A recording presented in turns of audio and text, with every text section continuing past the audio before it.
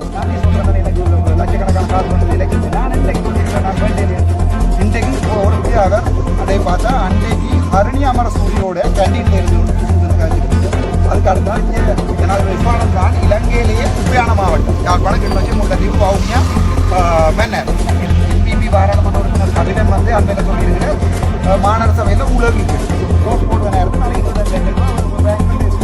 Identity நம்பரோட எல்லாமே போட்டுருக்காங்க. நான் சொன்னேன் தவிசாளர்கள் வந்து இது கேகேஸ் பாராளுமன்ற உறுப்பினர்கள் இருக்கைகள் சம்பந்தமாக அது சம்பந்தமாக தெளிவுபடுத்த இல்லைமா? இல்லை, அதுக்கு ஒரு சேக்கலோன் இருக்குது. பிரசிடென்ஸ் சொல்கிறது ஒரு சேக்கலோன் இருக்குது. இப்போ அந்த அரசு அதிகாரிகளுடைய தரம், இப்போ உதாரணத்துக்கு ஜனாதிபதி, அதுக்கடுத்து பிரதமர், அதுக்கு பிறகு பாராளுமன்ற சபாநாயகர் அப்படி இருக்குது. இப்போ ஒரு மீட்டிங் வந்து வைக்கலாம் அந்த ஓர்டரில் தான் இருக்கிற போட்டு இருந்தவங்க. அதில் 13வது இப்போ ஜனாதிபதி அவையெல்லாம் போய் நீதிமன்ற நீதிபதியெல்லாம் போய் அது பிறகு 13வது பாராளுமன்ற உறுப்பினர்கள் இருக்கணும். 30வது தான் திணைக்கள தலைவர்கள் இருக்கணும். இப்போ நீங்கள் வேறு எந்த டிஸ்ட்ரிக்ட் எடுத்து பார்த்தீங்கன்னா உதாரணத்துக்கு மட்டக்களப்பு மென்னர் பவுனியா எல்லாம் பார்த்தீங்கன்னா பாராளுமன்ற உறுப்பினர்கள் ஏஜிஏஜியோட எல்லாரோடையும் சேர்த்து மேல் வரிசையில் தான் பெற்றுவது. கீழ் வரிசையில் தான் மற்ற அந்த ஓடரில் தான் வைக்கிறது. இங்கே எங்களுடைய பிரதீபனுடைய வேலை என்னென்றால் அவர் தான் ஒரு செயலாளர் அடிப்படையில் போய் மேலே இருந்து வந்து நாங்கள் அவரை பார்த்தா 5 ஆண்டு கதை கவர்மெண்ட் தான் ஒன்று இருக்கு. அது வந்து அவரே தெரியணும். அவர் எஸ்எல் கிரேட் 1ஓ 0ஓ எனக்கு தெரியாது. நார்மலாகவே நானும் பவானந்தரா எஸ்எல் வந்து எஸ்எல் கிரேட் 3, நான் ஒரு எஸ்எல் கிரேட் 2, அவர் எஸ்எல் கிரேட் 1 இருக்கான்றதே எனக்கு டவுட். 1ஆ 0ஆன்னு தெரியாது. அதோட எங்களோட அமைச்சர் சந்திரசேகர் பாராளுமன்றத்தில் மக்களால் தெரிவு செய்யப்பட்ட பிரதிநிதியும் இல்லை. அவர் ஒரு தேசிய பட்டியலில் இல்லை. ஏஜிஏன்றது கவர்மெண்ட் ஒரு ஏஜிஏ கவர்னர்ன்றது கவர்மெண்ட் ஒரு அப்பீல்.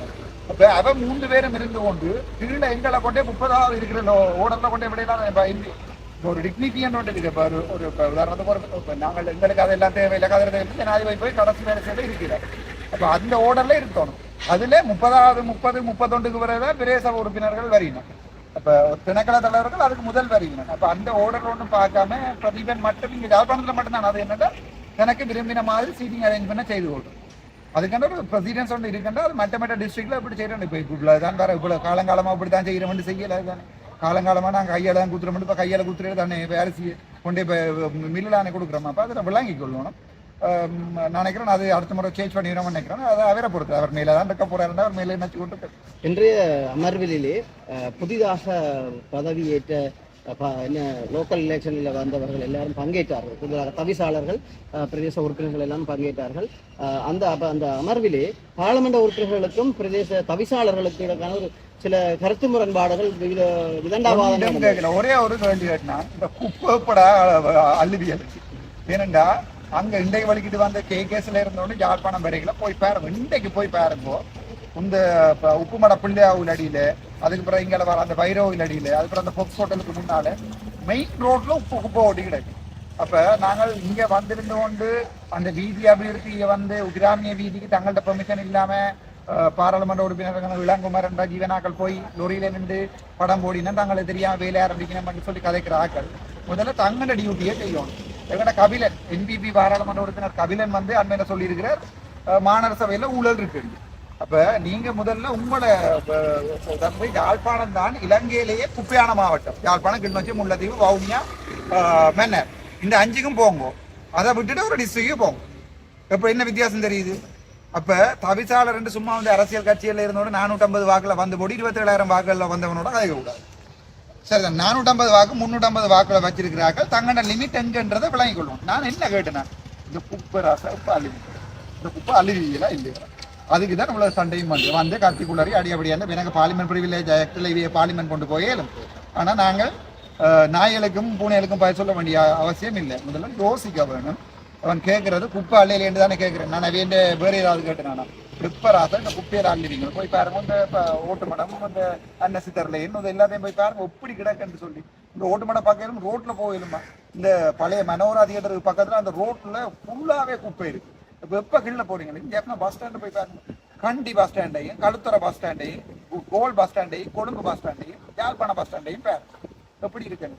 யாழ்ப்பாணத்தில் இருக்கிற ஒரு பப்ளிக் டாய்லெட்டையும் தெற்கில் இருக்கிற ஒரு அந்த ஓரத்தில் நீங்கள் போவீங்க எத்தனை இடங்கள்ல போய் ரங்கி நின்று போவீங்க. பப்ளிக் டாய்லெட் எப்படி இருக்கு வெளியில் ஒரு 50 ரூபா கலெக்ட் பண்ணிக்கொண்டு அவங்க செய்கிறாங்க. பட் அது கூட செய்யலாம இருந்தா கேள்வி கேட்டோம்னா எழும்புறது காத்துக்குள்ளது 350 வாக்குல வந்து நாங்கள் ஒன்றும் செய்யல. அதுதான் முக்கியமான கேள்வி. என்றால் தெல்லிப்பளை ஆதார வைத்தியம் சம்பந்தமாக பல கேள்விகளை நீங்கள் தொடுத்திருப்பீர்கள். நாங்கள் எங்களுடைய பார்வைக்கு அது எப்படியாக இருக்குது என்று சொல்லி சொன்னால் அரசாங்கம் அவருடைய ஊழலுக்கு துணை போகிறதா? நான் அது சம்பந்தமாக சிஐடியில வழக்கு போட்டிருக்கேன். சிஐடியில வழக்கு போடுக அந்த புத்தகம் அதாவது வந்து தெல்லிப்பளை ஆதார வைத்தியசாலை கேன்சர் போர்ட்ல தனிப்பட்ட வைத்தியர் ஒருவர் கணக்கு சேர்த்து அந்த வைத்தியசாலையில பொதுமக்கள்கிட்ட நிதிய வேண்டியதாக அந்த புத்தகம் பேங்க் புத்தகம் MS இருக்கு. MS அந்த புத்தகத்தை எனக்கு தாரார் இல்லை. அப்ப அதுக்கு ஒரு 2 கமிட்டி ஃபார்ம் பண்ணிருக்கணும். அந்த கமிட்டி கூட இன்ற வரைக்கும் அந்த பேங்க் புத்தகத்தை கையில வேண்டாம செக்ரட்டரி சொல்றா நாங்கள் இன்கொயரி செய்து கொண்டிருக்கோம். அப்ப ஒரு பேங்க் ஒரு கவர்மெண்ட் ஸ்டாஃப் ஒரு பப்ளிக் சர்வெண்ட் ஒரு பேங்க் அக்கௌண்ட்டுக்கு வெளிநாட்டுக்கு ஆக்கிற காசோடு என்னமோ பப்ளிக் சர்வெண்டா வேண்டினதே 100% குற்றம். அங்கேயே ஊழல் ஸ்டார்ட் பண்ணுது. அதை பிடிக்க இல்லாம எங்கட அமைச்சர் சந்திரசேகர் என்ன சொல்றாருன்னு சொன்னா நீர் இதை இங்க கதைக்காதையும் இங்க கதைக்கிறேன். அது பிறகு பாத்தீங்கன்னா எங்கட ஜிஏட கதை போன முறை சொல்ற 2097ஆம் ஆண்டு வந்த கெசட்டை வந்து இம்ப்ளிமெண்ட் பண்ண சொல்லி கடிதம் பெறல. அதான் பேசினா ஆக்காட்டலாம் பே காட்டக்கூடாது. சரிதானே? ஒரு லிமிட் ஒன்று இருக்கு. இப்ப ஜிஏ மற்றவன் ஊர்ல இருக்கிறவன பே காட்டுற மாதிரி எங்களை பே காட்டக்கூடாது. இப்போ ஒரு கெசட் ஒன்று வந்து அதை இம்ப்ளிமெண்ட் பண்ணல என்றால் அது மற்றவர்களுக்கு விளங்காது. கெசட் எங்களுக்கு அது அக்குவர ஆணிவர் அதுக்கு அதை கெசட்டை ஃபோம் பண்றதுக்கு கை வைக்கிறதே நாங்கள் தான். அப்போ ஒரு கெசட்டை சும்மா பே கதையக்கூடாது. நாங்கள் என்னது இன்னும் பாதினியத்தை வந்து கிளீன் பண்றதுக்கு இன்னும் ஒரு இந்த போய் பாருங்க இந்த ஆஞ்சநேயர் கோயிலுக்கு முன்னால மெக்லியட் ஹாஸ்பிட்டலுக்கு முன்னால பாருங்க இவ்வளவு பாதினியர் ரோட்ல இருக்க ரோட்ல வந்து இந்த தீவங்கள் இப்போ ரோட்ல 2 பக்கம் பாருங்க முள்ளு விடவுமே கிடக்கிறது தனி பாதினி. இந்த வரைக்கும் வச்சு நான் பாதினியை கிளீன் பண்ணிக்கணும். அந்த கெசட்ல தெளிவா சொல்லி இருக்கு பாதினியை வளர விட்டா அந்த காணி உரிமையாளர்களுக்கு வழக்கு போடுது. இன்னைக்கு ஒரு வழக்கு போட்டிருக்கீங்க சும்மா நித்திர உள்ள வேண்டியது. டிசிசி மீட்டிங் வரைக்கும் ஏதாவது கேட்பாண்டு எடுத்துக்கொண்டு ஓடியாது. இப்ப கேள்வி கேட்டாலும் ஒரு பிரச்சனையா கிடக்கு. அது அமைச்சருக்கு பிரச்சனையா கிடக்கு. இப்ப இன்றைக்கு பாத்தீங்கன்னா எங்கட இளங்குமரன் ரஜீவன் எல்லாருமே கேட்கறதுக்கு 1000 கேள்விகளோட வந்தது. அமைச்சர் வந்து அங்க ஜிஏயையும் பாதுகாத்து கொண்டு அங்க இருக்கிற ஸ்டாஃபையும் பாதுகாத்து கொண்டு ஜிஏ அதுக்குள்ள தண்டனை இருக்கிற ஸ்டாஃப் இந்த பெரிய பிரச்சனை தொடங்கி டிஎஸ்மாருக்கு டிரான்ஸ்பர் கொடுக்குறது. அமைச்சர் அதுக்கு வந்து ஒரு பதில சொல்லணும். இப்போ 8 டிஎஸ்மார் எனக்கு இந்த வரைக்கும் சொல்லிட்டுனா தங்களுக்கு பர்சனலா ரிவெஞ்ச் பண்ணப்பட்டு டிரான்ஸ்பர் பண்ண இளங்குமரன் பேரோடையே சொல்லிட்டு 2 இடத்துல இருக்க டிஎஸ் அங்க விட்டாச்சு இங்க விட்டாச்சு தாவச்சு. நான் ஒருத்தருக்கு ரெக்கமெண்ட் பண்ணி கேட்க போறதும் இல்லை. ஆனா 8 டிஎஸ்மார் சொல்லி போனா ஜிஏ தனக்கு விரும்பின மாதிரி டிரான்ஸ்பர் கொடுத்தாரு. இவருக்கு விரும்பின மாதிரி டிரான்ஸ்பர் கொடுக்கறது ஒன்று சீதன சொத்து இல்லை தானே. இவருக்கு ஒரு சர்க்குலர் ஒன்று இருக்கு. அதைத்தான் நான் கேட்டேன் நீங்க எப்படி இந்த டிரான்ஸ்பர் கொடுத்துருங்க.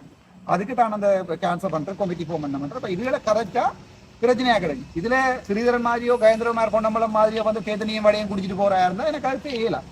இப்ப ஸ்ரீதரன் ஐயா சொல்லியிருக்கார் இந்த சுதேச வைத்தியர்கள் வந்து அதாவது வந்து இந்த யுனானி டாக்டர்ஸ் ஆயுர்வேத டாக்டர்ஸ் நீங்க டாக்டருக்கு படிச்சீங்க நீங்க போய் டீச்சிங்கா படிச்சிருந்தீங்கன்னா டீச்சரா போயிருக்கலாம். நாங்க அவங்களாம் 3000-4000 பேர் வேலை இல்லாமல் இருக்கு. அது படிச்சோன்னு தான் அந்த கஷ்டம் தெரியும். அப்போ வைத்தியசாலையில டெவலப் பண்ணி அவங்க அந்த வேலைக்கு அப்பாயின்மெண்ட் கொடுக்கறதுக்கு அரசியல்வாதிகளுக்கு மண்டைகளை சிறைக்கு இல்லை.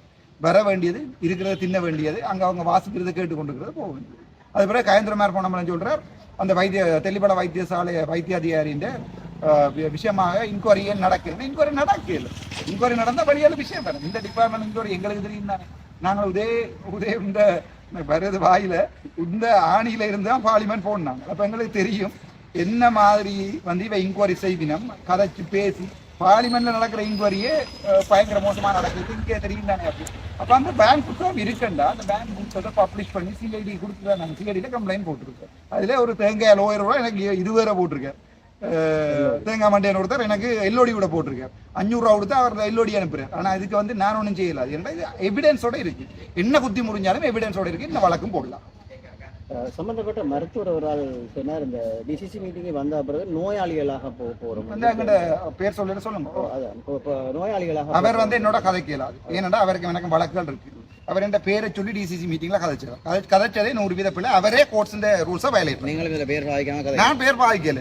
சரிதான். நான் பேர் அப்பவும் பாதிக்கல எப்பவும் பாதிக்கல. ஏன் உங்களுக்கு நெஞ்சினோ வருது நாங்கள் கேள்வியை கேட்டா நீங்க 1000 கேள்வி இந்த இடத்துல எல்லாரையும் நாங்கள் கூப்பிடுறது மக்களுக்கான தீர்வை பெறுறது. ஐயோ உங்கள்ட்ட கேள்வி எங்க கேள்வியை கேட்டா நெஞ்சினோவுதண்டா விட்டுட்டு ரிசைன் பண்ணி போட்டு வீட்டை போக வேண்டாப்பா அடிச்ச ஆசைகளோட. பேர் என்னத்துக்கு இருந்தோட நெஞ்சினோது குத்தி முறியுது. ஒருத்தருக்கு நெஞ்சினோதுண்டா நீ பிள்ளை விட்டு நீ என்னோட 1000 கேள்வி. நான் எந்த பாராளுமன்ற உறுப்பினர் என்ன மாதிரி விமர்சிக்கப்பட்டிருக்காரு? எந்த பாராளுமன்ற உறுப்பினருக்கு குத்தி முறிஞ்சு நீங்க தனியா 3 டிக்டாக் போட்டு குளறீங்க. இப்போ நாங்கள் நெஞ்சினோ சொல்லி கொண்டு குளரக்கூடாது இந்த நான் எப்படின்றது எனக்கு தெரியும். நான் ஒன்றும் மகாத்மா காந்தியோ அல்லது வந்து கடவுளோ இல்லை தானே, எனக்கு தெரியும் நான் என்ன செய்யறேன்னு. இப்போ கேள்வி ஒன்றை கேட்டால் ஒரு இந்த இதை தான் கேட்குறீங்க அதான் கேட்குறீங்கன்னா அந்த டாக்குமெண்ட்டை கொண்டு கொடுக்க வேண்டியானே. நான் பிளவடியில் இந்த பேரைய கேள்வியே கேட்கக்கூடாது நெஞ்சினோவுதான்டா கேள்வியே. தெல்லிப்பல ஆதார வைத்திய நேர சொல்றேன். தெல்லிப்பல ஆதார வைத்தியசாலையின் பேங்க் புத்தகத்தை கஸ்டடியில் எடுக்க வேண்டியது கேதீஸ்வரன், டாக்டர் கேதீஸ்வரன். இன்று வரைக்கும் அதை கஸ்டடியில் எடுக்கல. செக்ரட்டரியின் அந்த புத்தகத்தின் இதை கஸ்டடியில் எடுக்கல. ஏன் எடுத்து அந்த டாக்டருக்கு எதிராக என்கொயரி நீங்க ஸ்டார்ட் பண்ணல நம்ம காசு சேர்த்ததுக்கு? அப்ப எங்க போகுது முடிய போகுது? கேட்டா அதுக்குள்ள அமைச்சர் வர அதுக்கு சப்போர்ட். நீங்க கேட்டீங்க தானே கேட்டீங்க. யாழ்ப்பாணத்தை கட்டி எழுப்புற சரியான கஷ்டம். ஆனா மேக்சிமம் ட்ரை பண்ணும். அதே மாதிரி தான் நாங்கள் இன்னொரு கேள்வி வைக்கிறோம். இன்றைக்கு ஆரியகுளம்ன்றது எங்களுடைய பாரம்பரிய சொத்து, ஒரு மரபு சார்ந்த ஒரு சொத்து. இன்று கடப்பாண்டில் இருக்கிற அரசாங்கம் அதை கைவிட்டு இருக்கிறாங்க. காலப்போக்கில் இருந்தவங்க கொஞ்சம் சொத்தரமாக வேறு இடத்துல இருந்துட்டு பண்ண வந்து கலெக்ட் பண்ணி அதை நல்லா நீட்டாக செய்து கொண்டிருக்காங்க. தற்போது புதுசாக வந்த மாநகர சபையினரும் நடப்பாண்டில் இருக்கிற அரசாங்கமும் ஏன் வேடிக்கை பார்த்து கொண்டிருக்கிறது. அந்த இடத்தாலே துர்நாற்றம் வீசுறதாக அதில் அவங்களோட வீடியோ பார்த்தனா அதில் ஊழல் இருக்காண்டு எல்லாம் கழிச்சிருக்காருங்க. மணிவன் என்ன சொல்லியிருக்கிறாரு, அதில் ஊழல் இருக்கு அது என்ன சொல்லியிருக்கு. என்னண்டா ஒரு ஆள் சாட்டி கொண்டு யார் ஊழல் அடித்தது இந்த வரைக்கும் ஊழல்வாதியை பிடிச்சதே இல்லை. ஊழல்வாதியை பிடின்னு சொன்னாலும் கதைக்க மாட்டாங்க. உங்க ஆரியோலம் இதுல நாங்கள் சில பேரோட கதைக்கும் போது இது சம்பந்தமாக பாராளுமன்ற உறுப்பினர் அர்ஜுனா அவர்களிடம் இதை கொண்டு போங்கள், அங்கு சென்றால் இதுக்கான சரியான தீர்வு கிடைக்கும் என்று கூறி வருவேன். நான் அதே அடுத்த மாநசபையில இதுல கேட்கிறேன். இந்த மாநசபையில அடுத்த முறை எங்க டிசிசி மீட்டிங்ல கேட்கிறேன். இந்த ஆரியோலத்துக்கு மொத்தமாக ஒதுக்கப்பட்ட தனியார் வந்து 20 விதமான நிதி அதுக்கு ஒதுக்கி இருக்குல்ல. அது எங்க போன டெண்டா இப்ப எங்கண்டா இப்ப எல்லாருமே சொல்றேன் என்னன்னா நாங்க ஊழல் இல்லை ஊழல் இல்லை ஊழல் இல்லை. ஊழல் இல்லைன்னா நீங்க என்ன ஓடி போய் வழக்கு போடுறீங்க? நான் இன்றைக்கு யாருக்காவது போய் வழக்கு போட்டுருக்கேன்னா நீங்க என்ன நான் களவு எடுத்துனாங்க வெளிநாட்டு காசு அடிச்சாண்டு என்னதான் நீங்க சொன்னாலும் நான் ஏன் வாயை மூடிட்டு இருக்கேன்? வழக்கு போட்டு ப்ரூவ் பண்ணுவேன். நானே சொல்றேன் தானே எனக்கு லட்சக்கணக்கான காசு வந்தது எலெக்ஷன். நான் இன்றைக்கு சொல்லியிருக்கிறேன் நான் வேண்டியலேருந்து இன்றைக்கும் ஒரு போஸ்ட் போடுவேனா இருந்தால் நாளைக்கு 25 லட்சம் ரூபா பேங்க்ல சேரும். இப்போ ஐடென்டி நம்பரோட எல்லாமே போட்டிருக்கேன். நான் போய் தேடி பிடிங்க ராசா. அப்போ நீங்க குத்தி போட்டீங்க. ஆரியோடத்துல பெண்ண பெரிய ஊழல். ஆரியோடத்துல போன முறை மலையோட இருந்த போர்டு நல்லூரடியில் போய் நின்றது. உங்களுக்கு தெரியுமா நினைக்கிறேன். நல்லூரடி குரோஸ் ஸ்ட்ரீட்ல போய் நின்றது. அதுல தியாகி ஐயா கஜகமா காசு கொடுத்துருக்கான்னு கேள்விப்பட்டேன். இப்போ உங்க சென்ட்ரல் காலேஜ்லையும் கொடுக்குறோம். அப்படியான வார ஒன்றரை வந்து நாங்கள் யூஸ் பண்றதும் இல்லை. அப்படியான வார எக்ஸ்பர்ட்ஸ் எல்லாம் யூஸ் பண்றதும் இல்லை. வார காசுல எவ்வளவு காசு அடிக்கலாம்னு பாக்குறது. அதை பற்றி கேள்வியை கேட்டோம்னா நெஞ்சு நோவுன்னு கத்தி கொள்ளுறது. அதுக்கு நாங்கள் என்ன இறுதியாக ஒரு கேள்வி, நடைபெற இருக்கின்ற வடமாகாண சபை தேர்தலில் உங்களுடைய நகர்வுகள் எப்படியாக இருக்கிறது? அது சம்பந்தமாக வேலைகள் எப்படியாக இருக்கிறது? யாருடன் கூட்டணி அமைக்கிறதாக எண்ணங்கள்? நிச்சயமா இது சம்பந்தமாக யாருடனும் கூட்டணி இல்லை. இப்போ யாரையுமே இப்போ நான் ஒரு ஆளை போய் நல்லவரன்னு சொல்லி நான் ப்ரொமோட் பண்ணேங்க. சார் எனக்கு பேசி நீ தனியாக நிற்கிறபடியாக தான் நாங்கள் உன்னை சப்போர்ட் பண்ணுறேன். நீ திருப்பி போய் வெள்ள வேட்டியரோட சேரக்கூடாது. இப்போ கயந்திரமார் பொன்னம்பலத்தை நான் சப்போர்ட் பண்ணினேன். என்ன நடந்தது? இப்போ கடைசியாக அவர் அண்டை பார்த்தா அண்டைக்கு ஹரணி அமர சூரியோட கேண்டீன்ல இருந்து கொண்டு குசுகுத்துன்னு காய்ச்சிட்டு இருக்காரு. அதுக்கு அடுத்த நாள் இங்கே ஜனாதிபதி செயலத்துக்குள்ள வெளியெல்லாம் ஆர்ப்பாட்டம்.